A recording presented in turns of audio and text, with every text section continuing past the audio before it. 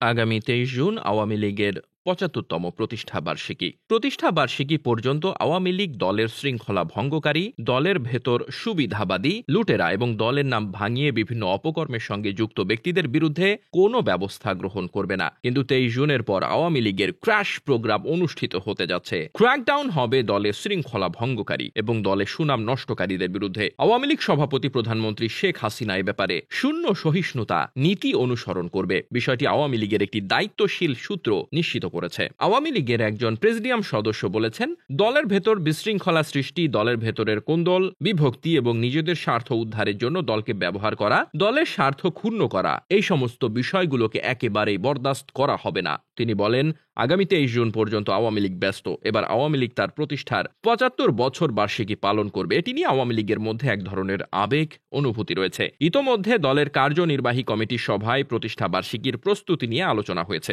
এবারের প্রতিষ্ঠা বার্ষিকী ব্যাপক জাঁকজমকপূর্ণভাবে করার সিদ্ধান্ত গ্রহণ করা হয়েছে। আর সে কারণেই আওয়ামী লীগের শীর্ষ নেতারা এখন প্রতিষ্ঠা বার্ষিকীর আয়োজন নিয়ে ব্যস্ত। প্রতিষ্ঠা বার্ষিকীর ঠিক পরপরই আওয়ামী লীগের ভেতর যারা কোন্দল সৃষ্টি করেছেন, যারা দলের সিদ্ধান্ত অমান্য করেছেন এবং বিভিন্ন এলাকায় মাইম্যান তৈরি করছেন, তাদের বিরুদ্ধে ক্র্যাশ প্রোগ্রাম নেওয়া হবে। আওয়ামী লীগের একজন সাংগঠনিক সম্পাদক বলেছেন, সারা দেশে আওয়ামী লীগের নাম ভাঙিয়ে যারা অপকর্ম করছেন, দলের শৃঙ্খলা ভঙ্গ লঙ্ঘন করছেন এবং দলের ভেতর নানা রকম বিশৃঙ্খলা সৃষ্টি করছেন, তাদের তালিকা তৈরি করা হচ্ছে এবং এই তালিকা আওয়ামী লীগ সভাপতি প্রধানমন্ত্রী শেখ হাসিনার কাছে দেওয়া হবে। আওয়ামী লীগের দায়িত্বশীল সূত্রগুলো বলছে, যে সমস্ত মন্ত্রী, এমপি এবং আওয়ামী লীগের কেন্দ্রীয় নেতৃবৃন্দ দলের শৃঙ্খলা লঙ্ঘন করেছেন, উপজেলা নির্বাচন এবং জাতীয় নির্বাচনের পর এলাকায় কোন্দল জিয়ে রেখেছেন, তাদের সঙ্গে সরাসরি প্রধানমন্ত্রী কথা বলবেন, সতর্ক করবেন এবং কোন্দল মিটিয়ে ফেলার জন্য একটি আলটিমেটাম দেবেন। এই সময়ের মধ্যে যদি তারা কোন্দল না মেটায় এবং সহিংসতার পথ থেকে সরে না আসে,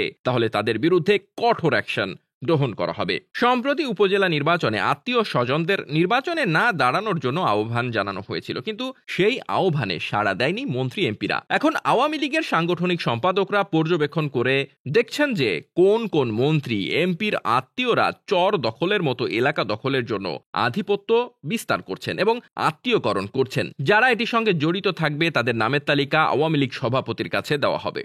তবে যারা দলের ভেতর শৃঙ্খলা ভঙ্গ করছেন এবং কোন্দল সৃষ্টি করছেন, তাদের বিরুদ্ধে কি ব্যবস্থা নেওয়া যাবে এ ব্যাপারে আওয়ামী লীগের নেতারা কিচ্ছু বলেননি।